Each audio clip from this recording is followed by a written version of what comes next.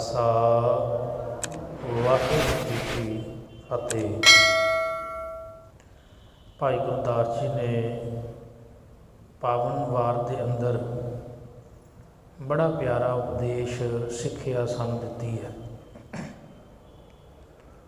वो कहते हैं दुनिया दे विच सब तो ज़्यादा अगर किसी चीज़ का बोझ है, भार है धरती ते वो है अकिरत घण मनुख का।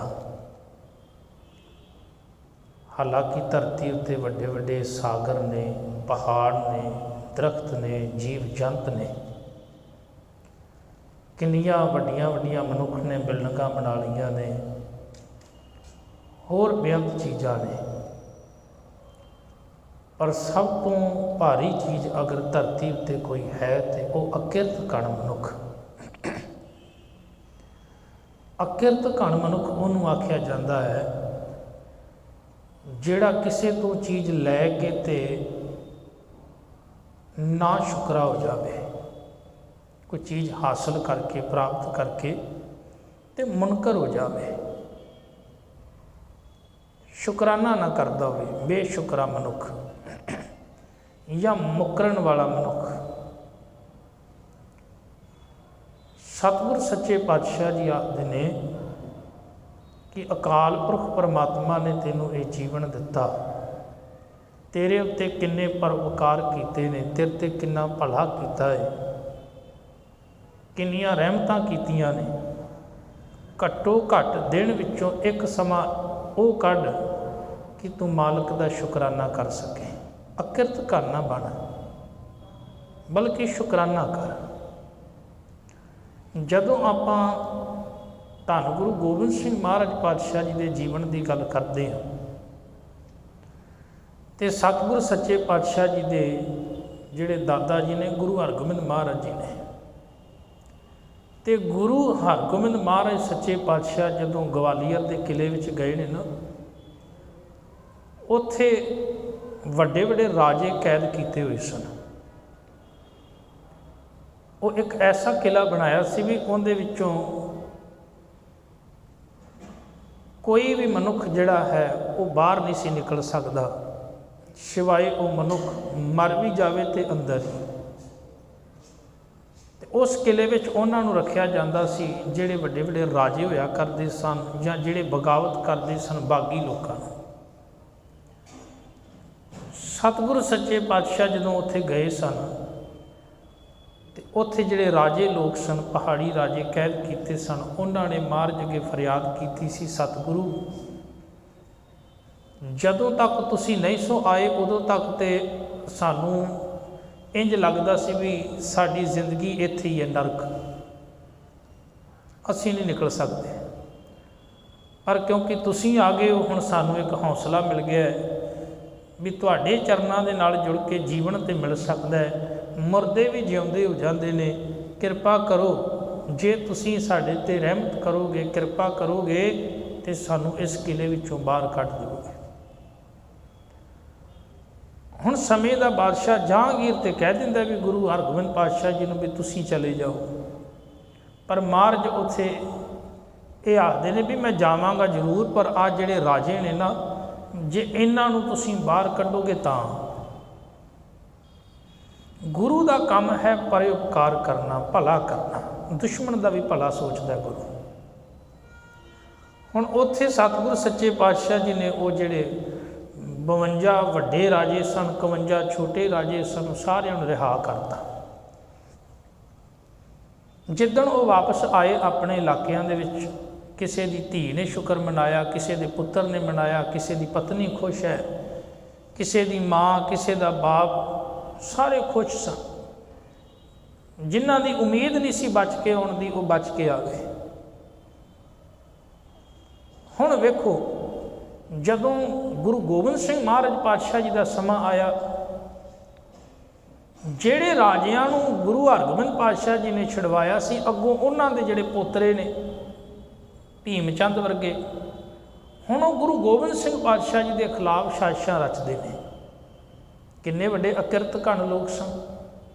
भी तुहाडे वड्डियां नूं ते इस घर ने बचाया, तुहानूं किलियां विचों छुड़ाया, मौत विचों बाहर तुहानूं कढ के एक चंगा जीवन दिता, तुसीं तां रोज़ सजदा करो। पर वो भीम चंद वर्गे जिहड़े राजे सन उन्हां ने ईरखा करनी शुरू कर दी तो गुरु गोबिंद सिंह महाराज पातशाह जी के खिलाफ साजिशां रचनियां शुरू कर दी। हुण सतगुर सच्चे पातशाह आनंदपुर विच रह रहे हैं। एक रियासत है श्रीनगर, उन्होंने उदों गढ़वाल आख्या जाता सी। उनके बिल्कुल नाल एक होर रियासत लगती है नाहन, सिरमौर करके, अजकल हिमाचल प्रदेश। उत्थों का राजा सी मेदनी प्रकाश। मेदनी प्रकाश ते फतेह शाह श्रीनगर का राजा है, गढ़वाल का। इन्हां दी सरहद है, बॉर्डर है, पर आपस बनती नहीं। फतेह शाह जिहड़ा है वो हमेशा झगड़ा करता है मेदनी प्रकाश नाल, ते मेदनी प्रकाश गुरु नानक दे घर दा श्रद्धालु है। उन्हें गुरु पातशाह जी नूं बेनती पत्र भेजिया भी सतगुरु तुसीं कुछ समा मेरी रियासत विच आओ। गुरु गोबिंद सिंह महाराज सच्चे पातशाह जी ने विचार बनाया भी इत्थे भीम चंद दे नाल आपां जरूरी लड़ना है, कुछ समय वास्ते आपां नाहन चले जाने हैं। सतगुर सच्चे पातशाह मेदनी प्रकाश राजे की बेनती प्रवान करते हुए नाल 500 सिख रह के उत्थे पहुँच गए। जदों उत्थे सतगुर सच्चे पातशाह पहुँचे ने, जदों महाराज घोड़े तो उतरे ने, पहला पैर थले टिकाया है तो उस थां का नाम ही पै गया पाँव टिकाए। महाराज ने पाँव टिकाया, नाम पै गया पाउंटा साहिब। सतगुर सच्चे पातशाह जी ने पैर रखिया तो अपना पैर टिकाया पाउंटा साहिब। हुण बहुत वधिया उत्थे गुरु घर सुशोभित है, पहाड़ियां दे विच नाल ही देहरादून लगता है। जमुना तो दूजे पासे देहरादून है, जमुना तो इस पासे हिमाचल प्रदेश। सतगुर सच्चे पातशाह उत्थे गए मेदनी प्रकाश की बेनती ते, कुछ समा रहे। सतगुर सच्चे पातशाह जी ने 3 साल समा उत्थे बतीत किया है। तो एक बड़ी प्रसिद्ध घटना है, गुरु गोबिंद सिंह महाराज सच्चे पातशाह जी ने उत्थे रह के बड़ा बड़ा साहित रचिया सी। जिहड़ी जाप साहिब की बाणी पढ़ते हैं महाराज ने उत्थे वो रची है। जिहड़ी सवैये की बाणी पढ़ते हैं ये भी महाराज ने उत्थे रची है। चौपाई साहिब की बाणी महाराज ने उत्थे रची है। होर बड़ा वड्डा साहित महाराज ने उत्थे बड़े वड्डे वड्डे कवि भी रखे सन, जिहड़े कवितावां रचते सन। सतगुर सच्चे पातशाह जी जदों पौंटे की धरती ते विराजमान ने ना, जिहड़ी जमुना पहाड़ों विचों निकलती सी, कहंदे दी आवाज़ बहुत आया करती सी, बहुत आवाज़ आती सी। एक दिन कलगीधर महाराज किनारे ते बैठे ते जमुना नूं कहंदे ने, या तो असीं अपना टिकाणा बदल लैने, स्थान बदल लैने, तो या फिर तूं आ जिहड़ी आवाज़ करदी है आवाज़ ना करिया कर, क्योंकि साडी बंदगी विच रुकावट पैदा होती है। सच जानियो गुरु प्यार वालियो, मानो जमुना नदी ने आख्या होवे भी सतगुरु तुसीं इत्थों नहीं जाना, मैं शांत हो जावांगी। सच जानियो अज तुसीं जाओगे जिथे कलगीधर पातशाह जी ने अपने चरण टकाए, चौंकड़ा मारिया, उत्थे बिल्कुल जमुना शांत है। तो जेड़ी थोड़ा पिछे जाओगे बड़ी आवाज़ आउंदी, अगे जाओ बड़ी आवाज़ आउंदी, पर उस स्थान पर बिल्कुल शांति है। तो मैं कई बार हैरान होना वा भी एक जमुना नदी शांत हो गई तो सिख रोज़ आप साहब पढ़ते हैं, ये शांत नहीं होए अंदरों, ये अजे भड़के हुए हैं। सिख के जीवन में शांति नहीं।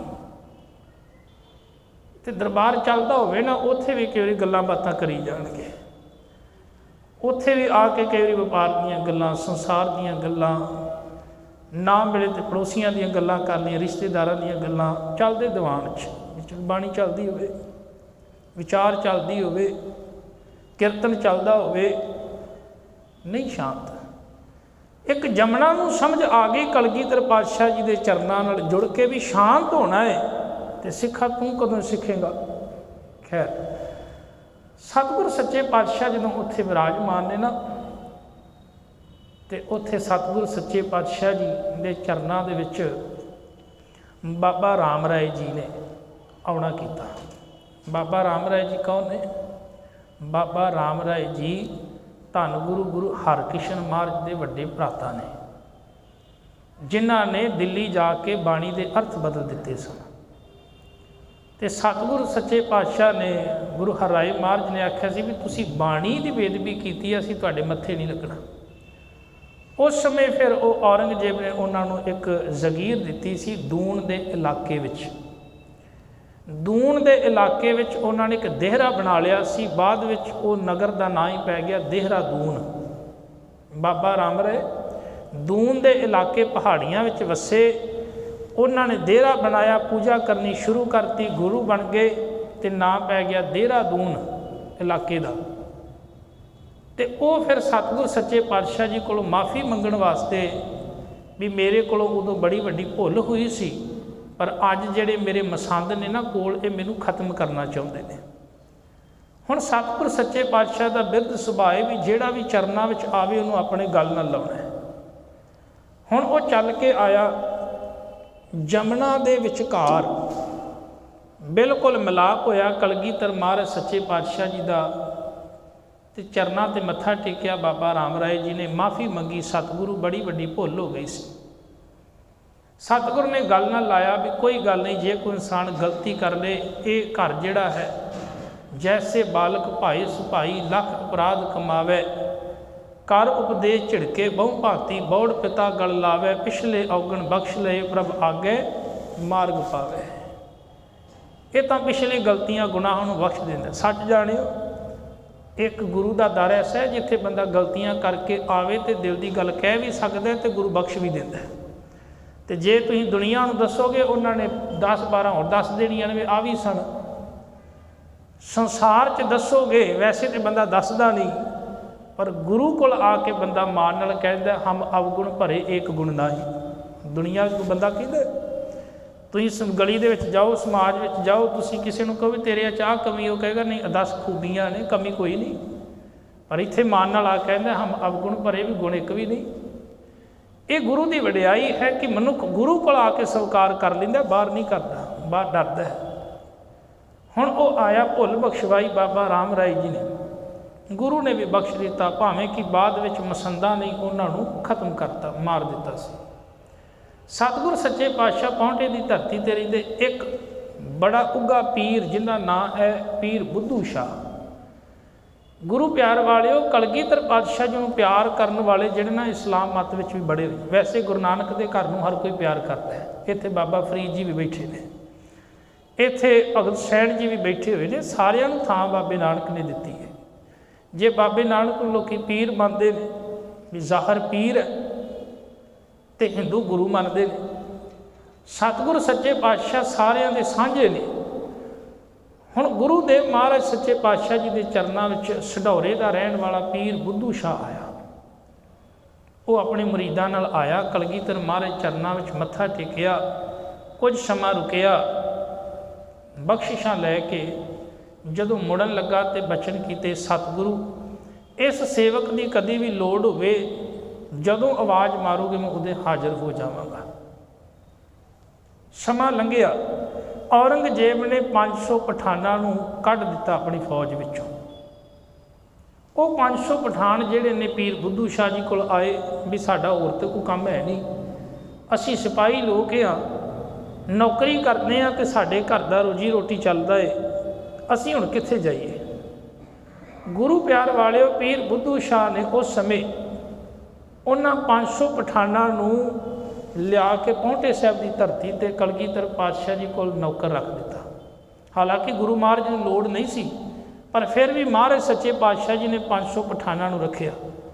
ਜਿਹੜੇ ਉਹਨਾਂ ਦੇ 5 ਆਗੂ ਸਨ, ਉਹਨਾਂ ਨੂੰ 5 ਰੁਪਈਏ ਰੋਜ਼ ਦੇ, ਅਤੇ ਇੱਕ ਸਿਪਾਹੀ ਨੂੰ 1-1 2-2 ਰੁਪਈਆ ਰੋਜ਼ ਦਾ ਤਨਖਾਹ ਮਹਾਰਾਜ ਨੇ ਦਿੱਤੀ।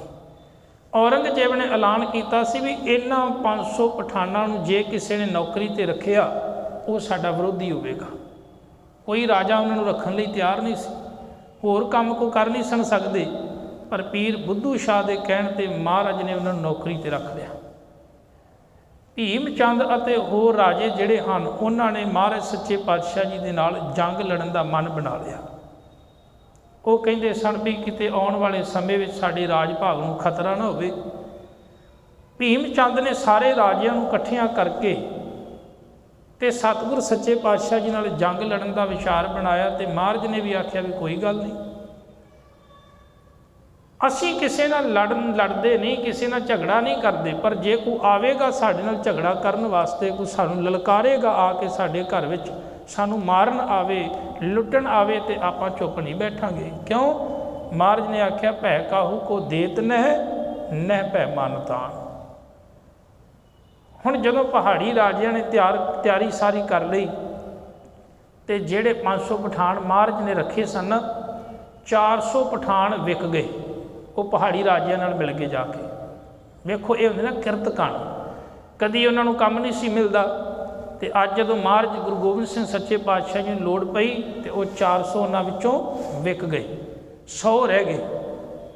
ਹੁਣ ਸਤਿਗੁਰ ਸੱਚੇ ਪਾਤਸ਼ਾਹ ਜੀ ਜਿਹੜਾ ਦੀਨ ਦੁਨੀ ਦਾ ਪਾਤਸ਼ਾਹ ਹੈ, ਵੈਸੇ ਮੈਂ ਜਦੋਂ ਹੀ ਮਹਾਰਾਜ ਦਾ ਇਤਿਹਾਸ ਪੜ੍ਹਦਾ ਹਾਂ ਨਾ, ਜਿੰਨੀਆਂ ਜੰਗਾਂ ਲੜੀਆਂ ਹਮੇਸ਼ਾ ਮਹਾਰਾਜ ਨਾਲ ਥੋੜ੍ਹੇ ਜਿਹੇ ਸਿੱਖ ਹੋਇਆ ਕਰਦੇ ਸੀ। ਅੱਗੇ ਆਪਾਂ ਜਦੋਂ ਵਿਚਾਰਾਂਗੇ ਨਾ, ਕੱਚੀ ਗੜੀ ਵਿੱਚ ਵੇਖੋ ਤੁਸੀਂ 40 ਸਿੰਘ ਨੇ ਸਾਰੇ, ਆਨੰਦਪੁਰ ਦੇ ਕਿਲੇ ਵਿੱਚ ਕਿੰਨੇ ਕੁ ਸਿੰਘ ਨੇ, ਬਿਲਕੁਲ ਥੋੜ੍ਹੇ ਸਿੱਖ ਸਤਿਗੁਰ ਪਾਤਸ਼ਾਹ ਜੀ ਨਾਲ ਰਹੇ। ਜਦੋਂ ਜੰਗਾਂ ਹੋਈਆਂ ਤੇ ਸਾਰੀਆਂ ਜੰਗਾਂ ਜਿੱਤੀਆਂ, 14 ਜੰਗਾਂ ਨੇ ਮਹਾਨ ਜਿਹੜੀਆਂ ਗੁਰੂ ਗੋਬਿੰਦ ਸਿੰਘ ਪਾਤਸ਼ਾਹ ਜੀ ਨੇ। ਆਪਾਂ ਸੰਸਾਰ ਦੀ ਜੰਗਾਂ ਦੀਆਂ ਗੱਲਾਂ ਕਰਦੇ ਨੇ, ਵਰਲਡ ਵਾਰ 1 2 3 ਕਰਦੇ ਹਾਂ ਗੱਲਾਂ, ਕਦੀ ਗੁਰੂ ਗੋਬਿੰਦ ਸਿੰਘ ਦੀਆਂ ਜੰਗਾਂ ਵੇਖੋ। ਤੇ ਗੁਰੂ ਪਿਆਰ ਵਾਲਿਓ, ਇੱਕ ਜੰਗ ਜਿਹੜੀ ਥੋੜ੍ਹੇ ਸਿਪਾਹੀਆਂ ਨੇ ਤੇ ਲੱਖਾਂ ਦੇ ਉੱਤੇ ਭਾਰੂ ਪਏ ਸਨ। ਖੈਰ ਸਤਿਗੁਰ ਸੱਚੇ ਪਾਤਸ਼ਾਹ ਜੀ ਨੇ ਪੌਂਟੇ ਦੀ ਧਰਤੀ ਤੋਂ 6-7 ਮੀਲ ਦੀ ਦੂਰੀ ਤੇ ਇੱਕ ਜਗ੍ਹਾ ਚੁਣੀ ਸੀ ਜਿਹਦਾ ਨਾਂ ਸੀ ਭੰਗਾਨੀ। ਉਹ ਭੰਗਾਨੀ ਦਾ ਯੁੱਧ ਕਰਕੇ ਪ੍ਰਸਿੱਧ ਹੋਇਆ। ਭੰਗਾਨੀ ਉਹ ਜਗ੍ਹਾ ਦਾ ਨਾਂ ਸੀ। ਉੱਥੇ ਸਤਿਗੁਰ ਸੱਚੇ ਪਾਤਸ਼ਾਹ ਜੀ ਨੇ ਰਣਨੀਤੀ ਤਿਆਰ ਕੀਤੀ। ਪਹਾੜੀ ਰਾਜੇ ਫੌਜ ਲੈ ਕੇ ਉੱਥੇ ਪਹੁੰਚ ਗਏ ਜੰਗ ਕਰਨ ਵਾਸਤੇ। ਖੁੱਲ੍ਹਾ ਮੈਦਾਨ ਸੀ। ਉਹਨਾਂ ਨੂੰ ਸੀ ਵੀ ਸਾਡੇ ਕੋਲ ਪਠਾਨ ਵੀ ਨੇ, ਸਾਡੇ ਕੋਲ ਸ਼ਾਹੀ ਫੌਜਾਂ ਵੀ ਨੇ, ਸਾਡੇ ਕੋਲ ਇੰਨਾ ਹਥਿਆਰ ਵੀ ਹੈ। ਤੇ ਗੁਰੂ ਗੋਬਿੰਦ ਸਿੰਘ ਨੇ ਤਾਂ ਜਿਹੜੇ ਨੀਵੀਆਂ ਜਾਤਾਂ ਵਾਲੇ ਨੇ, ਇਹਨਾਂ ਨੂੰ ਘੋੜ ਸਵਾਰੀ ਸਿਖਾਤੀ ਤੇ ਹਥਿਆਰ ਸਿਖਾਤੇ, ਇਹ ਸਾਡੇ ਨਾਲ ਕੀ ਲੜਨਗੇ। ਪਰ ਅਸਲ ਵਿੱਚ ਉਹਨਾਂ ਦੇ ਮਨ ਦਾ ਭੁਲੇਖਾ ਹੀ ਸੀ। ਉਹ ਨਹੀਂ ਸਨ ਜਾਣਦੇ ਵੀ ਸਤਿਗੁਰ ਸੱਚੇ ਪਾਤਸ਼ਾਹ ਜੀ ਨੇ ਉਹਨਾਂ ਦੇ ਅੰਦਰ ਕਿਹੜਾ ਜਜ਼ਬਾ ਭਰਿਆ। ਇੱਕ ਤਾਂ ਹੁੰਦਾ ਨੌਕਰੀ ਕਰਕੇ, ਇੱਕ ਸਿਪਾਹੀ ਹੁੰਦਾ ਨੌਕਰੀ ਕਰਕੇ ਜਿਹੜਾ ਹੈ ਉਹ ਕਿਸੇ ਦੀ ਅਧੀਨਗੀ ਕਬੂਲ ਕਰਦਾ, ਪੈਸਾ ਲੈ ਕੇ ਲੜਦਾ। ਪਰ ਨਹੀਂ, ਗੁਰੂ ਪਿਆਰ ਵਾਲੇ, ਗੁਰੂ ਨਾਨਕ ਦਾ ਘਰ ਸੀ। ਇੱਥੇ ਜਿਹੜੇ ਸੂਰਮੇ ਸਨ, ਇੱਥੇ ਜਿਹੜੇ ਯੋਧੇ ਸਨ, ਉਹ ਧਨ ਲੈ ਕੇ, ਪੈਸਾ ਲੈ ਕੇ ਨਹੀਂ ਸਨ ਲੜਦੇ, ਬਲਕਿ ਉਹ ਦੀਨ ਦੀ ਰੱਖਿਆ ਵਾਸਤੇ ਲੜਦੇ ਸਨ। ਉਹ ਮਜ਼ਲੂਮ ਦੀ ਰੱਖਿਆ ਵਾਸਤੇ ਲੜਦੇ ਸਨ। ਉਹ ਕਿਸੇ ਦੀ ਪੱਤ ਢੱਕਣ ਵਾਸਤੇ ਲੜਦੇ ਸਨ। ਤਾਂ ਉਹਨਾਂ ਦਾ ਲੜਨਾ ਤੇ ਇੱਕ ਆਮ ਫੌਜੀ ਦਾ ਲੜਨਾ, ਉਹਦੇ ਵਿੱਚ ਬੜਾ ਫਰਕ ਤੇ ਅੰਤਰ ਸੀ।